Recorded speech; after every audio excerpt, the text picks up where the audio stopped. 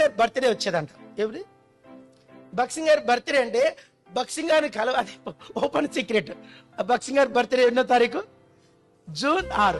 ఆ రోజు ఎంత మంది వచ్చారంట భగత్ సింగ్ గారిని కలవడానికి. సరే, డైరెక్ట్ భగత్ సింగ్ గారిని కలవడానికి ధైర్యం ఉండేది కాదంట. ఎందుకంటే ఆ రోజు భగత్ సింగ్ గారు ఎక్కువ ప్రార్థనలో ఉండేవాడంట. అది తర్వాత చెప్తాను. కాబట్టి భగత్ సింగ్ డైరెక్ట్ కలవకుండా ఆ బ్రదర్ భగత్ సింగ్ అని ఒక ఆఫరింగ్ బాక్స్ ఉండేదంట. అండర్స్టాండ్? ఇప్పటికి ఉంది ఎబ్రోన్లో. బ్రదర్ భగత్ సింగ్ అని ఒక ఆఫరింగ్ బాక్స్ ఉండేది. అది ఈ కానుక పెట్టేలా కాకుండా కొంచెం డిఫరెంట్ ఉంటుంది, ఇట్లా పొడవుగా ఉంటుంది. అది ఇట్లా పోస్ట్ బాక్స్ లాగా ఉండేది.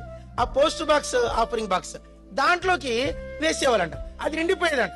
మళ్ళీ ఇంకో అది ఖాళీ చేసి మళ్ళీ మళ్ళీ నిండిపోయేదంట.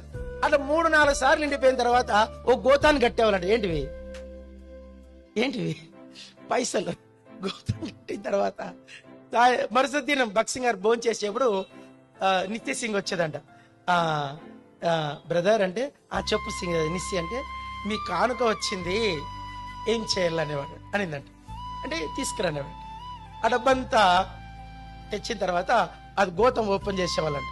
ఆ గోతం ఓపెన్ చేస్తే అప్పుడు సిస్టర్స్ భక్స్ ఇవి కానుక కాదు, ఇదేంటి భగత్ సింగ్ గారికి పర్సనల్ గిఫ్ట్స్.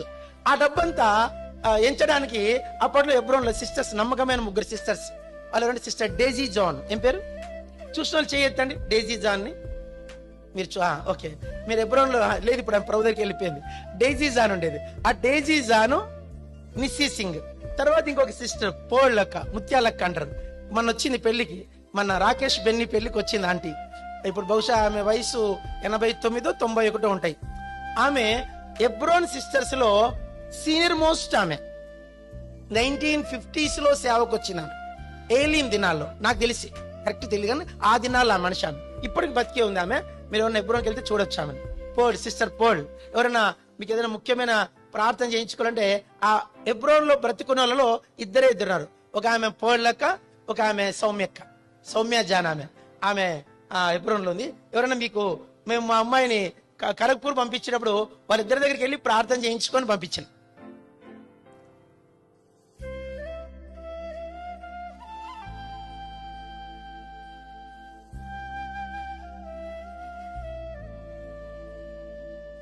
సరే, నిస్సీ సింగ్ ని, ముత్యాలాంటిని, డేజీ జాన్ ని, ముగ్గురిని పిలిపించి మీరే భగత్ సింగ్ గారు తాకలేదంట. చెప్పండి, భగత్ సింగ్ గారు తాకలేదంట డబ్బును. వాళ్ళు ఎంచారంట. ఎంచి చేతులు నచ్చినాయంట. ఏంటివి? పైసలు ఎంచిన తర్వాత అన్ని కట్టలు పెట్టారంట. అన్ని కట్టలు పెట్టిన తర్వాత బ్రదర్ ఇంత డబ్బు ఉందని చెప్పారంట. అప్పుడు డబ్బు అంటే చాలా ఖరీదైన డబ్బు. ఆ డబ్బు చెప్తే భగత్ సింగ్ గారు చెప్పారంట, సెండ్ 10% ఓఎం మినిస్ట్రీ. ఏ మినిస్ట్రీ? ఓఎం ఇప్పుడు మేడ్చల్లో ఉంది, ఆపరేషన్ మొబిలైజేషన్ అని. అప్పుడు అది దానికి భగత్ సింగ్ 10%.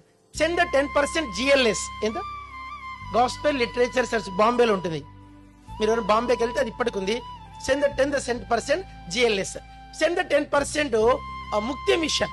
ఎంత? కేట్గాం పూణేలో ఉంది ముక్తి మిషన్. ఈ సెండ్ 10% ముక్తి మిషన్. అట్లా అన్నిటి పంపిన తర్వాత సెండ్ 5% పొద్దుటూరు కన్స్ట్రక్షన్ చర్చ్. మీకు అర్థమైందా?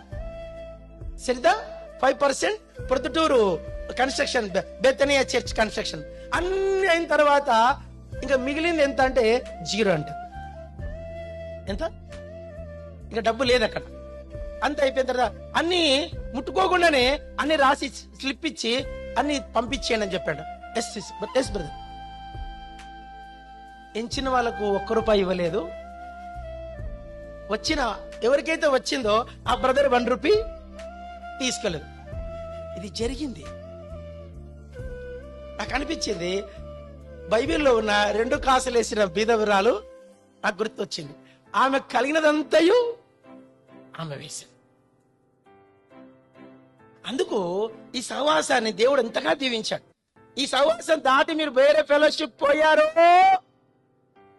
మిమ్మల్ని దేవుడే రక్షించాలి. నాకు తెలియదు ఇంకా మీ కథ నాకు తెలియదు. ఇంకా మీ కథ నాకు ఇంకా, మీకు మాకేం సంబంధం ఉండదు. ఇంకా ఈ ఫెలోషిప్ లో ఇది ఎంత కష్టమైనా సరే, ఎంత బాధ ఉన్నా సరే, ఎన్ని గొడవలున్నా సరే, ఎబ్రోన్ పట్టుకోనడు మీకు మేలు జరుగుతుంది.